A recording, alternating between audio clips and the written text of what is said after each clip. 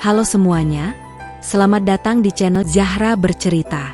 Tempat di mana cerita punya rasa, dan rasa punya makna. Karena setiap kisah selalu membawa pesan, dan setiap pesan menyentuh hati yang mendengarkan.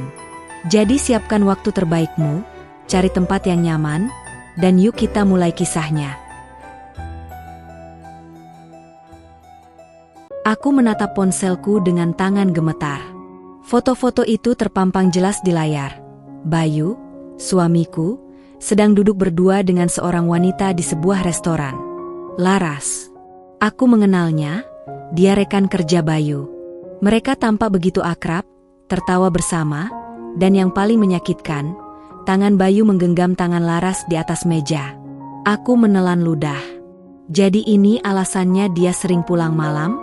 Jadi ini alasan dia semakin jauh dariku? Aku memejamkan mata, mencoba mengendalikan perasaan yang berkecamuk dalam dadaku. Mama kenapa? Suara lembut Naira, putriku yang baru berusia 8 tahun, membuatku tersentak.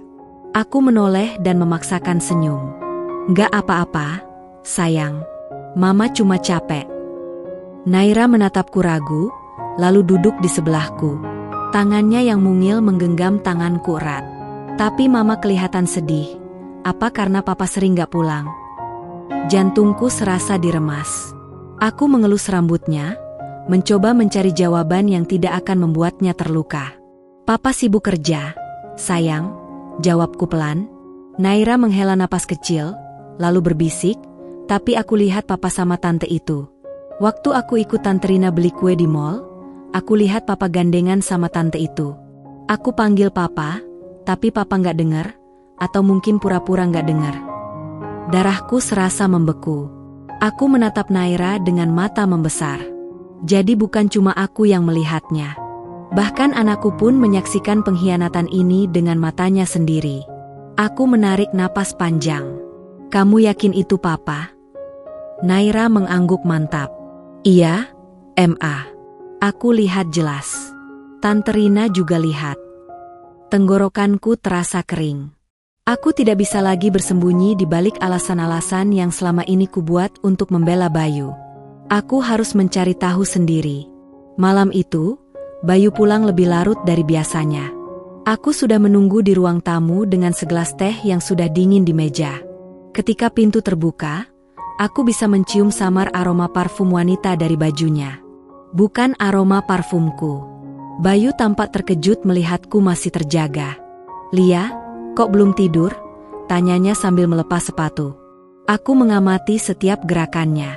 Aku ingin percaya kalau semua ini hanya kesalahpahaman. Tapi nyatanya, hati kecilku sudah tahu jawabannya. Aku mau bicara, B. Suaraku terdengar lebih tenang dari yang aku kira. Bayu menghela napas, lalu duduk di hadapanku. Apalagi? Aku capek banget. Lia? Aku menatap matanya dalam-dalam. Kamu selingkuh, kan? Bayu langsung terdiam. Ekspresinya berubah, seolah kalimat itu adalah pukulan telak yang tidak ia duga. Apa? Suaranya terdengar bergetar, tapi dia mencoba tetap tenang. Aku menggeser ponselku ke hadapannya, menunjukkan foto-foto yang tadi kudapat. Wajah Bayu langsung memucat. Dia menelan ludah, lalu mengalihkan pandangannya dariku. Jelasin, B, desakku, suaraku mulai bergetar. Dia menutup wajah dengan kedua tangannya, lalu menghembuskan napas berat. Lia, aku bisa jelasin ini? Aku tertawa pahit. Jelaskan apa? Kalau ini cuma teman kerja? Kalau ini nggak sengaja? Kamu pikir aku bodoh? Bayu diam. Tak ada jawaban. Aku menggigit bibir, mencoba menahan air mata yang ingin jatuh. Berapa lama? Tanyaku lirih. Bayu menunduk. Setahun. Dadaku terasa sesak. Setahun. Jadi selama ini, aku hidup dalam kebohongan selama 1 tahun penuh? Aku menarik napas dalam-dalam. Kamu cinta sama dia? Bayu menatapku. Mata itu yang dulu penuh kasih sayang kini hanya menyisakan rasa bersalah. Lalu, ia mengangguk. Anggukan kecil yang menghancurkan segalanya. Air mataku akhirnya jatuh. Aku menggigit bibir, berusaha menahan isak yang ingin pecah. Aku ingin marah, aku ingin berteriak, tapi apa gunanya? Maaf, Lia, suara Bayu terdengar serak. Aku tertawa, penuh kepahitan. Maaf, kamu sudah mengkhianati aku selama setahun, lalu cuma bilang maaf. Bayu tak bisa menjawab.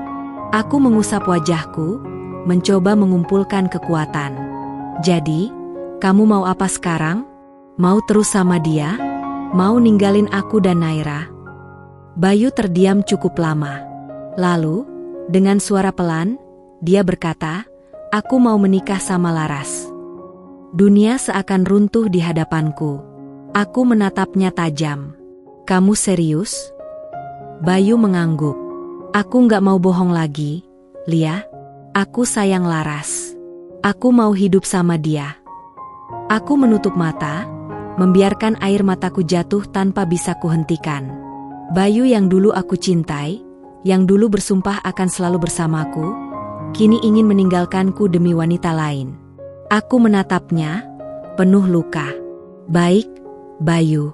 Kalau itu yang kamu mau, kita cerai. Bayu terkejut. Lia, aku. Aku mengangkat tangan, menghentikannya. Jangan bilang apa-apa lagi. Aku sudah cukup mendengar semuanya. Aku berdiri, berjalan menuju kamar. Saat melewati Bayu, aku berbisik, satu hal yang perlu kamu ingat, B. Pengkhianatan selalu ada balasannya. Aku masuk ke kamar, mengunci pintu, lalu membiarkan diriku terisak dalam kesunyian. Aku tidak hanya kehilangan suami. Aku kehilangan seseorang yang dulu kucintai, percaya, dan kujadikan tempat bersandar. Tapi aku bersumpah, aku tidak akan hancur. Aku akan bangkit. Dan aku akan membuatnya menyesal. Aku menatap berkas perceraian di tanganku. Tangan ini masih gemetar, hatiku masih terasa kosong. Perceraian. Kata yang dulu tak pernah terlintas dalam pikiranku kini, menjadi kenyataan yang harus kuterima. Bayu duduk di hadapanku dengan wajah tanpa ekspresi. Seolah ini semua hanya formalitas baginya. Seolah aku, wanita yang sudah menjadi istrinya selama 9 tahun, tak lebih dari masa lalu yang ingin ia tinggalkan. Jadi ini keputusanmu? Suaraku bergetar, tapi aku mencoba terlihat tegar. Bayu menatapku, lalu mengangguk. Aku nggak mau munafik. Lia, aku sudah memilih Laras. Kita akhiri saja semuanya dengan baik. Aku tertawa sinis. Baik? Kamu pikir semua ini bisa berakhir dengan baik setelah apa yang kamu lakukan? Bayu terdiam. Aku meremas berkas itu dengan kuat. Aku udah setia sama kamu selama 9 tahun. Bayu, aku nemenin kamu dari nol, dari kita susah sampai kamu sukses sekarang. Dan ini balasannya. Dia menundukkan kepala, seolah merasa bersalah. Tapi aku tahu, rasa bersalah itu tidak cukup untuk membuatnya berubah. Dia sudah memilih. Dan bukan aku yang ada di hatinya. Aku mengusap wajah, menarik napas panjang. Naira ikut aku, kataku tegas. Bayu mengangkat wajah, tampak ragu. Tapi aku juga ayahnya, Lia. Aku mau tetap ada di hidup Naira. Aku mendengus. Kamu mau tetap ada di hidup Naira? Setelah kamu memilih wanita lain? Setelah kamu menghancurkan keluarganya? Aku tetap ayahnya. Bayu mulai meninggikan suaranya. Aku menatapnya tajam. Seorang ayah nggak akan menghancurkan keluarganya, Bayu. Seorang ayah nggak akan membuat anaknya kehilangan kepercayaan pada cinta dan pernikahan. Dia terdiam. Aku bangkit dari dudukku. Kamu boleh ambil semuanya.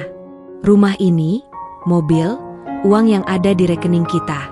Aku nggak butuh apa-apa darimu, Bayu. Yang aku butuhkan cuma satu, jangan ganggu hidupku dan Naira lagi. Bayu menatapku kaget. Lia, kamu serius? Aku menahan air mataku agar tidak jatuh. Aku sudah cukup menderita. Sekarang aku hanya ingin hidup tenang bersama anakku. Bayu tak berkata apa-apa lagi. Mungkin, dalam hatinya, ia lega. Aku yang selalu ia kenal sebagai wanita yang lembut dan penyabar, kini memilih untuk mengakhiri segalanya tanpa berusaha mempertahankan. Baiklah. Hanya itu yang keluar dari mulutnya sebelum ia menandatangani surat cerai itu. Aku menggigit bibir. Jadi ini akhirnya, 9 tahun pernikahan, berakhir dalam hitungan detik. Hari sidang perceraian tiba. Aku duduk di kursi pengadilan dengan tangan mencengkeram gaunku. Sementara di sebelahku, Bayu duduk dengan wajah datar. Laras tidak datang, mungkin malu atau pura-pura tak tahu. Hakim membaca keputusan dengan suara tegas. Mengabulkan gugatan cerai pihak istri. Hak asuh anak jatuh kepada ibu kandungnya. Hatiku terasa hampa. Jadi ini rasanya resmi bercerai. Setelah sidang berakhir, aku melangkah keluar ruangan dengan kepala tegak. Di luar, Naira menunggu. Ia langsung berlari ke arahku dan memelukku erat. "Mama nggak nangis?" tanyanya pelan. Aku tersenyum kecil, mengusap kepalanya. "Enggak, sayang. Mama udah selesai nangisnya." Di belakang kami, Bayu menatap dengan tatapan sulit diartikan. Aku menoleh dan memberikan senyum tipis. "Selamat atas kebebasanmu, Bayu. Semoga bahagia dengan pilihanmu." Untuk pertama kalinya, aku melihat sorot ragu di matanya. Seolah ia baru menyadari sesuatu yang terlambat ia sadari. Tapi itu bukan lagi urusanku. Aku menggandeng tangan Naira erat dan berjalan menjauh, meninggalkan semua luka dan pengkhianatan di belakang. Aku mungkin kalah hari ini, tapi aku akan bangkit. Dan suatu hari nanti, Bayu akan menyesali semuanya. Hari-hari setelah perceraian itu berlalu begitu saja. Namun luka di hatiku tidak kunjung sembuh. Aku berusaha untuk tetap kuat demi Naira, tetapi ada kalanya perasaan ini hampir membuatku tak bisa bernafas. Setiap kali aku melihat Bayu bersama Laras, seakan ada pedang tajam yang mengiris hatiku. Suatu pagi, aku membuka surat yang datang melalui pos. Sebuah undangan dengan desain elegan tergeletak di atas meja makan. Aku menatapnya dengan bingung, lalu membuka amplop itu. "Dengan hormat, kami mengundang Anda untuk hadir dalam acara pernikahan Bayu dan Laras, yang akan dilaksanakan pada tanggal 15 April di Hotel Grand. Merupakan kehormatan bagi kami jika Anda dapat hadir dan berbagi kebahagiaan kami." Aku terdiam sejenak, membaca kalimat itu berulang kali. Pernikahan Bayu dan Laras. Seolah dunia ini ingin mengejekku. Seolah tak cukup rasa sakit yang sudah mereka sebabkan, kini mereka mengundangku untuk melihat kebahagiaan mereka. Aku merasa hatiku hampir hancur sekali lagi. Pernikahan. Kata itu dulu selalu menjadi simbol kebahagiaan bagiku dan Bayu. Tetapi kini, kata itu justru menjadi pisau yang menggores luka lebih dalam. "Mama, kenapa Mama nangis?" Suara Naira yang tiba-tiba terdengar membuatku tersadar. Aku menoleh dan melihatnya berdiri di ambang pintu dengan wajah cemas. Aku menyeka air mataku yang jatuh. "Nggak apa-apa, sayang. Mama cuma kaget baca undangan ini." Naira mendekat dan duduk di sampingku. "Undangan apa, Ma?" Aku menatap undangan itu dengan hati yang pedih, kemudian memberikannya pada Naira. "Pernikahan Papa sama Tante Laras." Naira memandangi surat itu dengan tatapan kosong, lalu menunduk. Aku bisa melihat ekspresi kecewa yang tak terucapkan di wajahnya. Dia menatapku sejenak, lalu berkata pelan, "Aku nggak mau Papa nikah sama Tante Laras." Hatiku hancur mendengar perkataan anakku. Dia masih terlalu kecil untuk memahami segala yang terjadi, tetapi rasa sakit itu seolah mengalir dalam dirinya, seperti aku merasakannya. Aku menarik napas dalam-dalam, berusaha menenangkan diri. "Naira, Mama janji kita akan baik-baik saja, ya. Papa buat pilihan, dan kita juga harus bisa jalani hidup kita sendiri." Aku meletakkan tangan di kepala Naira, mengusapnya dengan lembut. "Kita akan bisa melalui ini bersama-sama, sayang."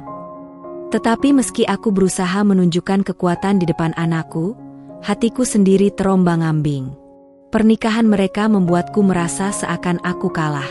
Beberapa hari kemudian, aku menerima kabar bahwa pernikahan Bayu dan Laras akan diadakan pada hari yang sama dengan acara ulang tahun Naira. Keputusan yang semakin membuatku bingung, apakah aku harus menghadiri pernikahan mereka, ataukah melupakan semuanya demi Naira. Namun, ada sesuatu dalam diriku yang berkata, jangan biarkan mereka berpikir kamu lemah. Jangan biarkan mereka merasa bebas begitu saja.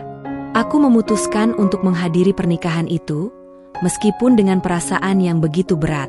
Bukan karena aku berharap bisa kembali bersama Bayu, melainkan karena aku ingin menunjukkan bahwa aku bisa bangkit dari pengkhianatan ini.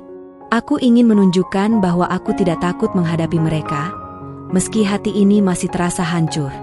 Aku mempersiapkan diriku dengan matang untuk hari itu. Gaun hitam elegan, makeup yang rapi, dan senyum yang kususun agar tampak penuh percaya diri. Aku harus menunjukkan bahwa aku tidak terpuruk, bahwa aku bisa hidup tanpa Bayu. Namun, saat aku tiba di hotel tempat pernikahan itu digelar, suasana hatiku berubah.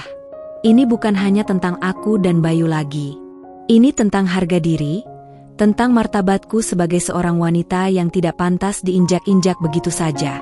Laras berdiri di altar, mengenakan gaun pengantin putih yang tampak sempurna, sementara Bayu berdiri di sampingnya, tampak begitu bahagia.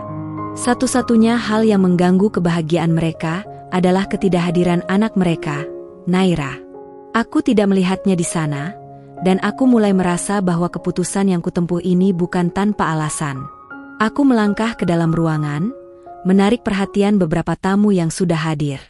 Mata mereka tertuju padaku, dan meskipun aku merasa janggal, aku berusaha untuk tetap tenang. Aku mencari tempat duduk yang agak jauh dari mereka. Bayu melihatku dari kejauhan, wajahnya terlihat kaku, namun ia tetap tersenyum. Laras juga mencuri pandang ke arahku, seolah menantiku untuk mengungkapkan sesuatu. Acara berlangsung dengan lancar, hingga tiba saatnya untuk sambutan dari pengantin. Aku tahu apa yang akan terjadi selanjutnya, tetapi tidak ada yang siap dengan apa yang akan aku lakukan. Dengan tenang, aku berdiri dari kursiku dan berjalan menuju panggung. Suara-suara bisikan mulai terdengar, dan para tamu yang sebelumnya sibuk dengan hidangan mereka, kini terdiam.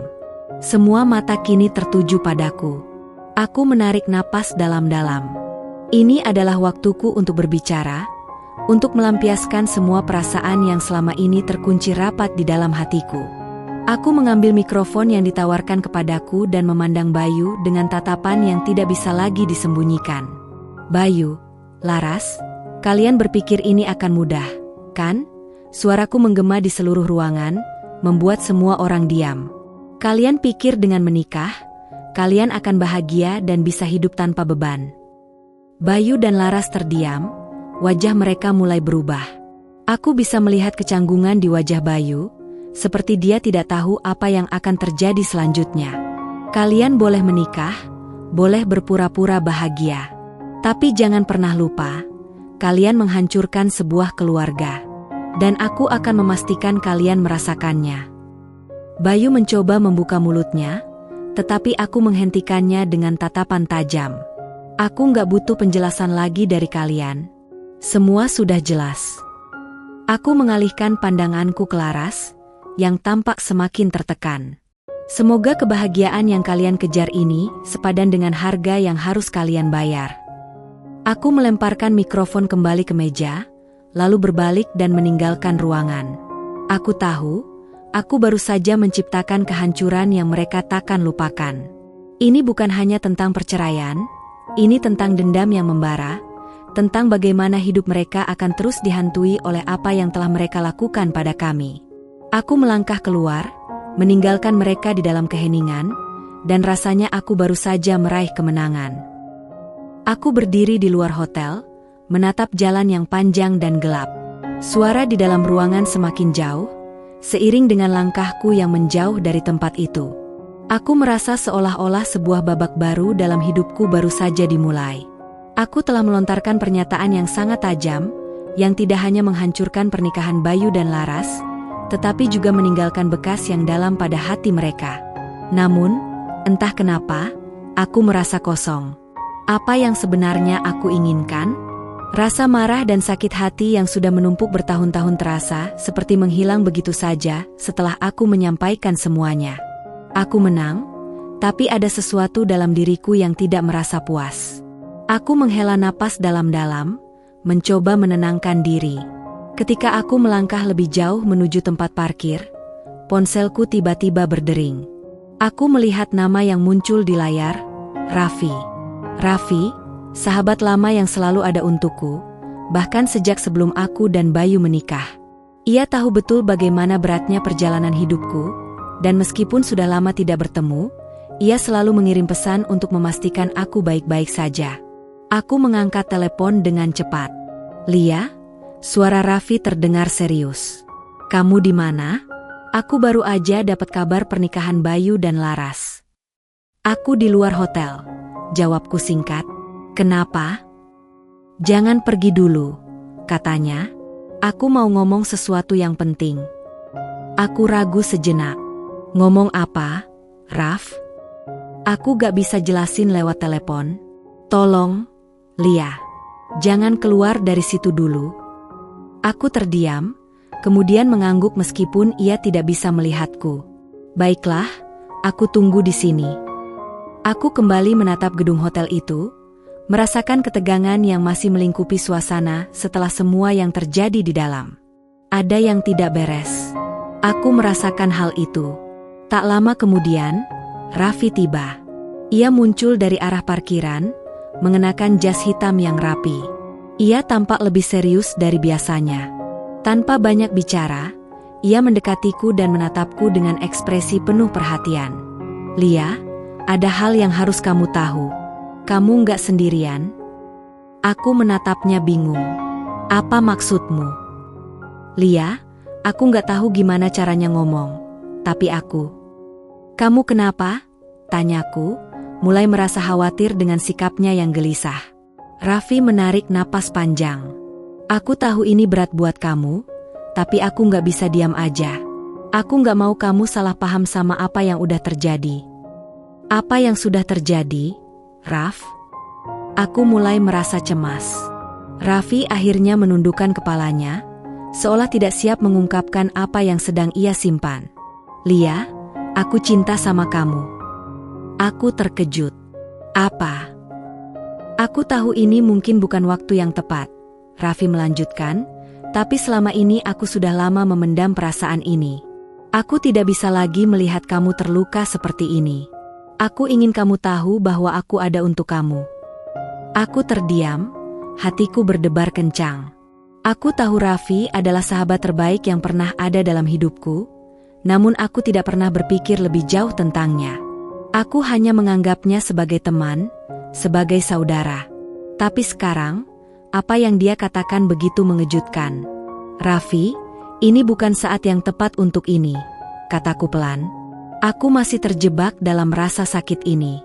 Aku belum siap." Raffi menatapku dengan mata penuh pengertian. "Aku tahu. Aku nggak mau memaksakan apa-apa. Tapi aku ingin kamu tahu, Lia, aku akan selalu ada untuk kamu. Kapanpun kamu siap." Suasana hening. Hanya suara angin malam yang terdengar, dan kami berdua berdiri dalam kebisuan yang berat. Aku merasa bingung, kehilangan arah, seperti ada dua jalan yang terbuka di depanku. Raffi menghela napas, kemudian mengubah topik pembicaraan. "Aku ingin kamu berhati-hati, Lia. Ada hal yang lebih besar yang mungkin belum kamu tahu tentang Bayu dan Laras." "Apa maksudmu?" "Aku tidak bisa jelaskan semuanya sekarang, tapi aku rasa kamu harus tahu sesuatu yang mereka sembunyikan." Aku menatapnya tajam. "Raffi, apa yang kamu tahu?" Raffi menunduk, gelisah. "Aku nggak tahu pasti, tapi aku punya perasaan buruk tentang hubungan mereka. Ada sesuatu yang mereka tutupi, Lia." Aku merasakan ketegangan yang semakin kuat di antara kami. Aku tahu, Raffi tidak akan mengatakan ini jika itu tidak serius. "Kamu harus hati-hati. Kalau ada apa-apa, aku akan di sini," lanjutnya. Aku menatapnya dalam-dalam. "Terima kasih, Raf. Tapi untuk sekarang, aku harus mencari tahu sendiri." Raffi mengangguk, dan kami berdua terdiam sejenak.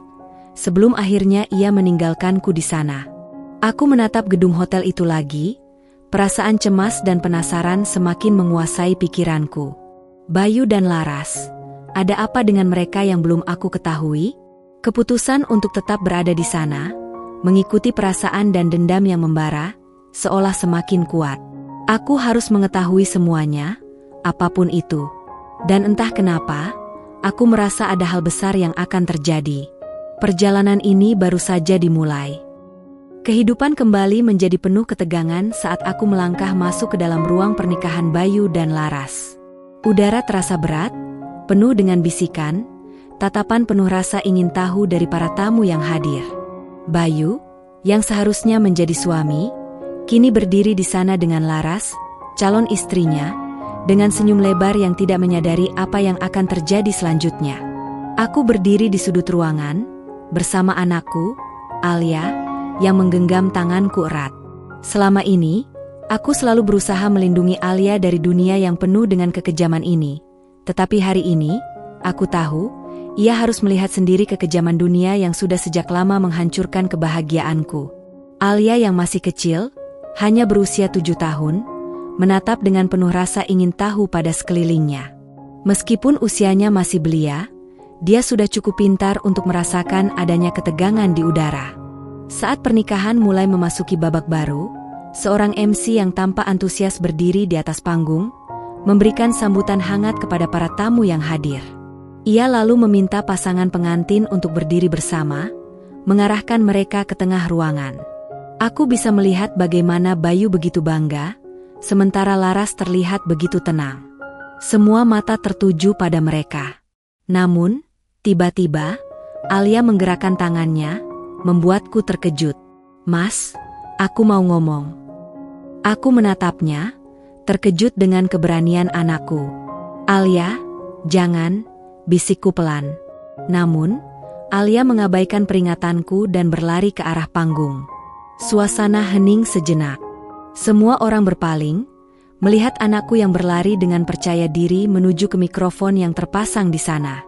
Semua pandangan kini tertuju padanya. Aku bisa merasakan mataku mulai berkaca-kaca, tak tahu apa yang akan terjadi berikutnya. Alia, yang masih mengenakan gaun sederhana berwarna putih, berhenti tepat di depan mikrofon. Tangan kecilnya memegang mikrofon itu dengan gemetar, tetapi matanya menatap lurus pada Bayu dan Laras. Ada semangat yang berbeda di wajahnya, sesuatu yang tak bisa aku jelaskan. Alia, anakku, yang begitu kecil, tiba-tiba tampak begitu kuat. "Selamat malam, semuanya." Suaranya terdengar kecil, tetapi begitu jelas, mengalir melalui mikrofon yang masih terpasang di atas panggung. "Aku ingin ngomong sama Papa." Semua orang terdiam. Aku melihat Bayu terkejut. Wajahnya memucat, matanya terbuka lebar, seolah tidak percaya apa yang terjadi. Begitu juga dengan Laras, yang tampaknya merasa cemas, meskipun ia berusaha tersenyum. "Papa," Alia melanjutkan, suara anak kecil itu menggema di seluruh ruangan. "Kenapa kamu nikah sama Tante Laras? Kenapa Mama nggak diundang? Kenapa Mama nggak ada di sini?" Pertanyaan itu mengguncang ruangan, mengiris hati setiap orang yang mendengarnya. Aku bisa melihat ekspresi Bayu yang berubah drastis. Ia terlihat tidak siap menghadapi kenyataan bahwa anaknya sendiri menuntut jawaban tentang pengkhianatannya. "Alia," Bayu berusaha untuk berbicara, tetapi suaranya tercekat. "Sayang, ini bukan saat yang tepat." "Bukan saat yang tepat." Alia menatapnya dengan tajam, meletakkan tangan kecilnya di pinggang, seperti menantang kata-kata ayahnya. "Kenapa Papa nikah sama Tante Laras? Kenapa tidak sama Mama?" Aku berdiri di sana, tak mampu berkata apa-apa. Melihat Alia berani menyuarakan kebenaran yang selama ini terpendam dalam hatinya membuatku terharu. Dia tahu lebih banyak dari yang aku kira. Bayu tampak cemas, meraba lehernya, tidak tahu bagaimana harus menjawab. Laras yang berdiri di sampingnya mencoba tersenyum, namun senyum itu terlihat kaku, penuh kecanggungan. "Alia, ayo sini, sayang." Aku akhirnya bergerak maju, mencoba menghampiri anakku, tetapi Alia tidak bergerak dari tempatnya. Dia tetap berdiri tegak, seolah-olah menunggu jawaban yang jelas dari ayahnya. "Papa nggak bisa jawab." Alia bertanya lagi, suaranya lebih tinggi, menunjukkan ketegasan yang tak terduga untuk anak seusianya. "Apa karena kamu nggak sayang mama lagi?" Bayu, yang tampaknya merasa semakin tertekan, menarik napas panjang, mencoba mengumpulkan keberaniannya. "Alia, papa minta maaf, tapi ini semua untuk yang terbaik." Alia memiringkan kepalanya, tidak puas dengan jawaban itu. "Kenapa harus Tante Laras? Kenapa bukan Mama?" tanya Alia, sambil menatap Laras dengan mata penuh pertanyaan. Laras, yang selama ini memandang Alia dengan pandangan penuh kasih, kini tampak lebih cemas. "Alia, aku nggak tahu harus jawab apa." "Jadi, Papa lebih sayang Tante Laras daripada Mama?" Alia kembali bertanya, suara kecilnya semakin menggema di ruang tersebut. Aku bisa melihat wajah Bayu berubah. Ia akhirnya menundukkan kepalanya, tidak bisa lagi berdalih. Ia tahu bahwa anaknya tahu lebih banyak daripada yang dia harapkan. "Alia, ini bukan soal siapa yang lebih sayang siapa." Akhirnya Bayu menjawab dengan suara pelan, tetapi semakin terdengar berat. "Kadang, orang dewasa membuat keputusan yang sulit." "Tapi Papa salah," jawab Alia, dengan suara yang begitu pasti. "Kamu bikin Mama sedih." "Papa, kenapa harus Tante Laras? Kenapa nggak kembali sama Mama?" Suasana semakin hening. Semua orang terdiam, hanya ada suara angin sepau-sepau yang berdesir di luar. Di dalam ruangan itu, aku merasa dunia seakan berhenti berputar.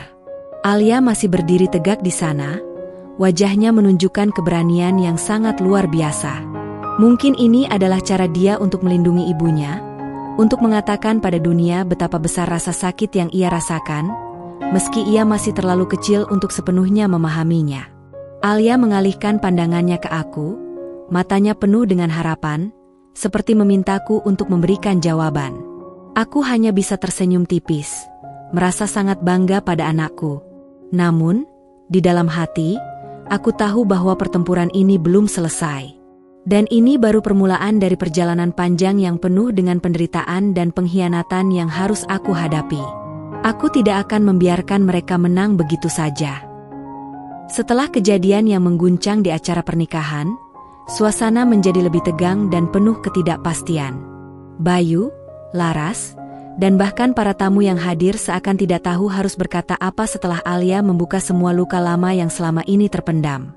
Aku bisa melihat Bayu yang semakin terpojok, wajahnya yang biasanya tegas kini terlihat memucat, dan pandangannya yang menghindar dari semua orang di sekitarnya. Aku merasa ada sebuah beban berat yang terlepas begitu saja ketika Alia berbicara. Tapi, aku juga tahu bahwa ini adalah awal dari sebuah pertempuran baru yang lebih besar. Setelah acara pernikahan itu, aku merasa tidak ada tempat yang aman bagi Bayu dan Laras. Tidak hanya keluarga yang kecewa padanya, tetapi juga dunia luar yang akan segera mengetahui semua kebusukan yang mereka sembunyikan. Beberapa hari setelah kejadian di pernikahan, aku menerima pesan dari seorang teman lama yang bekerja di sebuah media lokal. Ada sesuatu yang ingin aku beritahu. Aku dengar cerita tentang Bayu dan Laras. Mungkin ini bisa kamu gunakan. Aku hampir tidak percaya dengan apa yang dia kirimkan. Sebuah artikel yang sudah siap terbit, berisi tentang hubungan gelap Bayu dengan Laras yang ternyata sudah berlangsung sejak bertahun-tahun lalu. Mereka berdua telah saling terhubung lebih lama daripada yang aku duga. Ternyata, pernikahan kami adalah sebuah kebohongan besar sejak awal. Sebuah pertunjukan yang sengaja dipertahankan untuk menutupi kebenaran yang kelam. Aku membuka lebih lanjut artikel itu, yang mengungkapkan bahwa Bayu dan Laras sudah terlibat dalam hubungan asmara sejak aku masih hamil Alia. Selama itu, Bayu menjalin hubungan dengan Laras, teman dekatku, di belakang punggungku. Ternyata, pernikahan kami hanyalah sebuah kedok, sebuah permainan di mata dunia, sementara Bayu lebih memilih Laras. Selama bertahun-tahun, aku dipermainkan tanpa menyadarinya. Pesan teman itu pun jelas, aku tidak bisa membiarkan ini terus tersembunyi. Ini bukan hanya tentang kamu, tapi juga tentang bagaimana mereka merusak hidup orang lain. Mereka tidak bisa dibiarkan lepas dari ini begitu saja. Aku merasa hatiku teriris. Semua yang aku banggakan, semua yang aku percayai, ternyata hanyalah kebohongan. Namun, aku tahu ini adalah kesempatan untuk membongkar semuanya, untuk membuat mereka merasakan apa yang sudah aku rasakan. Aku tidak akan membiarkan mereka merasa aman dan nyaman dengan kebohongan-kebohongan mereka. Aku memutuskan untuk melakukan sesuatu yang lebih besar. Jika aku harus melawan mereka, aku akan melakukannya dengan cara yang membuat mereka tak bisa menghindar. Aku mulai menyusun strategi, memastikan bahwa setiap langkah yang aku ambil nanti adalah langkah yang membawa mereka ke jalan yang tidak bisa mereka mundurkan. Alia, yang sebelumnya hanya seorang saksi bisu, kini mulai melihat betapa dalamnya luka yang ditinggalkan Bayu dan Laras. Aku mengajaknya berbicara di malam hari, setelah dia selesai mengerjakan PR-nya. Alia, kamu tahu kan kenapa Mama marah sama Papa? Alia yang biasanya tampak ceria, kini menjawab dengan suara pelan, penuh kebingungan. Iya, Mama. Karena Papa jahat. Aku menatapnya, merasakan beratnya tanggung jawab yang kini aku emban. Papa nggak jahat, sayang. Tapi dia telah membuat keputusan yang salah. Dan kadang, keputusan itu bisa merusak banyak hal. Alia hanya mengangguk, tetapi aku tahu, di dalam hatinya, dia merasa bingung dan terluka, sama seperti aku. Aku tidak bisa memberi jawaban yang bisa menghapus rasa sakit ini begitu saja. Tapi aku bisa memberinya sesuatu yang lebih penting, keberanian untuk menghadapinya. Keesokan harinya, aku menghubungi teman lamaku yang bekerja di media itu. Aku siap. Terbitkan artikel itu, kataku dengan suara yang mantap. Aku tidak akan biarkan mereka lolos begitu saja. Dan dengan langkah pertama yang kuambil, artikel tentang pengkhianatan Bayu dan Laras pun terbit. Berita itu menyebar dengan cepat, membuat geger semua orang yang mengenal mereka. Tautan itu tersebar di media sosial, dan orang-orang mulai berbicara. Para tetangga yang selama ini menganggap Bayu adalah pria yang sempurna, kini mulai meragukan segala sesuatu yang mereka lihat selama ini. Aku merasa, meskipun luka di hati ini tak akan pernah sembuh sepenuhnya, aku telah melakukan hal yang benar. Bayu dan Laras kini terpojok. Mereka tak bisa lagi bersembunyi di balik senyuman dan penampilan manis mereka. Semua orang tahu siapa mereka sebenarnya. Di sisi lain, aku juga mulai merasakan ada sesuatu yang tumbuh dalam diriku, sebuah kekuatan baru yang selama ini aku abaikan. Aku tidak lagi takut menghadapi apapun, termasuk Bayu, Laras, dan dunia yang pernah aku percayai. Kini, aku hanya ingin melanjutkan hidupku dan anakku dengan cara yang lebih baik, lebih kuat, dan lebih bijaksana. Namun, meskipun Bayu dan Laras telah terpojok, aku tahu ini bukan akhir dari segalanya. Sebuah permainan baru, yang lebih besar, akan dimulai. Hari yang telah lama dinanti-nanti oleh Bayu dan Laras akhirnya datang juga. Ini adalah hari pernikahan mereka, sebuah momen yang seharusnya penuh dengan kebahagiaan dan harapan baru. Namun, bagi aku, ini adalah titik puncak dari serangkaian pengkhianatan yang tak termaafkan. Semua yang mereka banggakan, semua yang mereka rencanakan, kini akan menjadi kehancuran yang tak terelakkan. Aku berdiri di luar gedung pernikahan, mataku menatap sekeliling dengan rasa tidak percaya. Semua sudah terungkap. Tidak ada lagi yang bisa mereka sembunyikan. Kehidupan mereka yang penuh kebohongan kini terbuka lebar di hadapan semua orang. Namun, aku tahu masih ada satu hal yang belum mereka rasakan, konsekuensi dari tindakan mereka. Di dalam gedung, aku bisa mendengar suara musik yang meriah, tawa, dan percakapan para tamu undangan. Namun, dalam hatiku, tak ada sedikit pun rasa bahagia. Justru, aku merasa lega. Ini adalah akhir dari babak gelap yang telah berlangsung bertahun-tahun. Mereka mungkin akan menikah, tetapi kehidupan mereka tak akan pernah sama lagi. Aku akan memastikan itu. Aku menatap Alia, yang berdiri di sampingku, masih memegang tanganku erat. Meskipun dia hanya seorang anak kecil, aku tahu betul bahwa dia merasakan beban yang sama. Keputusan Bayu untuk melangkah bersama Laras sudah menghancurkan banyak hal. Dan hari ini, aku ingin memastikan bahwa tidak ada lagi yang bisa menghancurkan kami. Aku menarik napas panjang dan berjalan ke dalam gedung.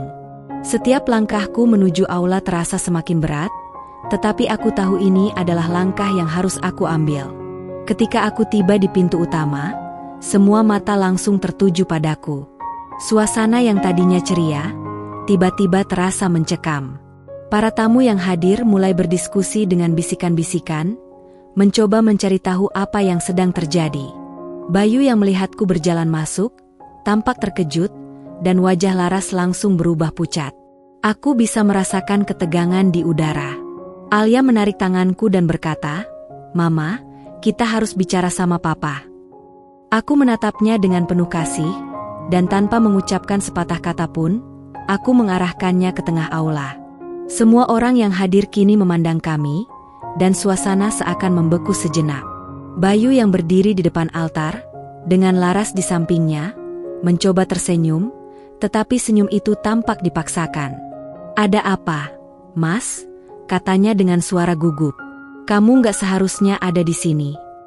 Aku tidak menanggapi kata-katanya. Sebaliknya, aku menarik Alia mendekat dan memberinya mikrofon yang ada di atas panggung. Aku tahu, ini adalah saat yang tepat, dan Alia tahu betul apa yang harus dilakukan.